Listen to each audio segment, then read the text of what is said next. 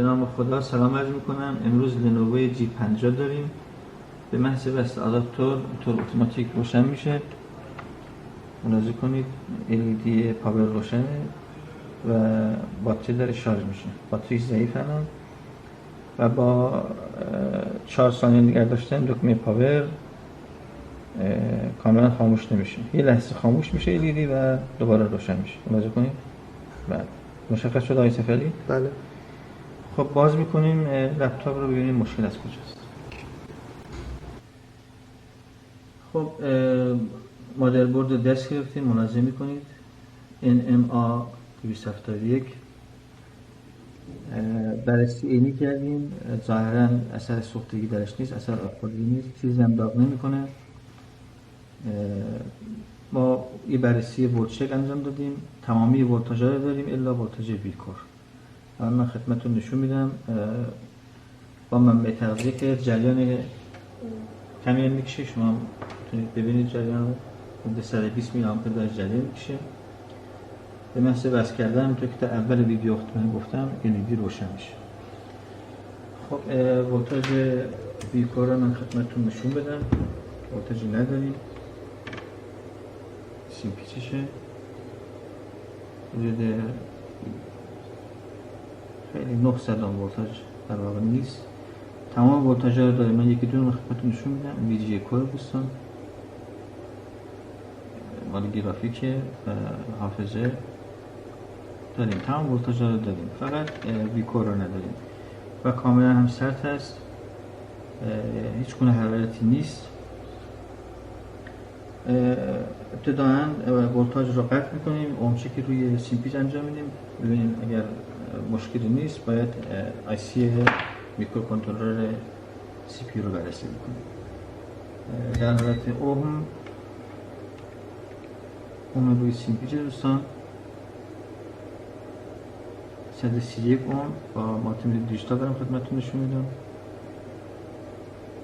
و 248 با مالتیمیتر آنالوگ اوم کمتری نشون میده. میتونید ببینید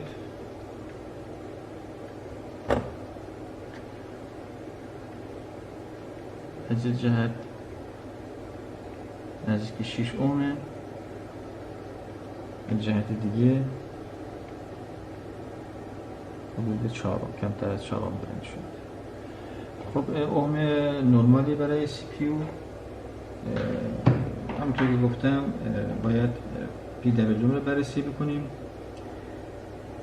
IC PU 908 با توجه این که تو ولتاژ کور دوستان مشکل داشتیم، بخاطر اینکه قضیه رو مقدار باز بکنیم اینجا بلوک دیاگرامی هست خدمتتون میخوام نشون بدم که IC میکرو کنترلر CPU رو در وسط میبینید که با IC های PWM قسمت های دیگه لپتاپ ویژگی خاصی و خاص‌تر است نسبت به اونها به خاطر سیگنال های کنترلی SPID که از خود CPU بهش اعمال میشه. اینا رو من خدمتتون توضیح خواهم داد. در بررسی IC های میکرو کنترل IC های PWM باید ورودی ها و خروجی ها بررسی بشن. به این IC 2 ولتاژ وارد میشه، به یک پایش به عنوان وی این بی پلاس 19 ولت وارد میشه و 5 ولت هم به عنوان ولتاژ قسمت های داخلی وارد میشه. پس 2 تا ولتاژ رو باید بررسی بکنیم درش و 2 نوع سیگنال کنترلی داره. سیگنال انیبل از IO وارد میشه و سیگنال های SPID دیتا آلرت و کلاک بین CPU و PWM رد بدل میشه. به خاطر چی؟ میدونی که CPU وظیفه خیلی مهمی داره، چیپ خیلی حساسیه. به خاطر کنترل این PWM خودش سیگنال هایی رو ارسال کرده تا بتونه در مواقع حساس، در مواقعی که کار سنگین انجام بده، جریان های لازم رو این فاسا بتونن بهش برسونن و اگر مشکلی پیش بیاد از طریق این سیگنال های هشدار بتونه مشکل رو اگر تونست بتونه برطرف بکنه. پس 2 نوع ولتاژ وارد میشه و 2 نوع سیگنال کنترلری. به این پی دبلیو وارد میشه که باید اینا به عنوان ورودی ها بررسی بشن و خروجیش هم دو تاست دوستان. ویکور به عنوان حاصل کار این پی دبلیو ولتاژ ویکور و بعد از صدورش اگر مشکلی نبود پاورگودش هم ازش صادر میشه که این به اصطلاح میره به آیو تا بتونیم مراحل بعدی رو سیستم اجرا بکنه و کار پیگیری بشه.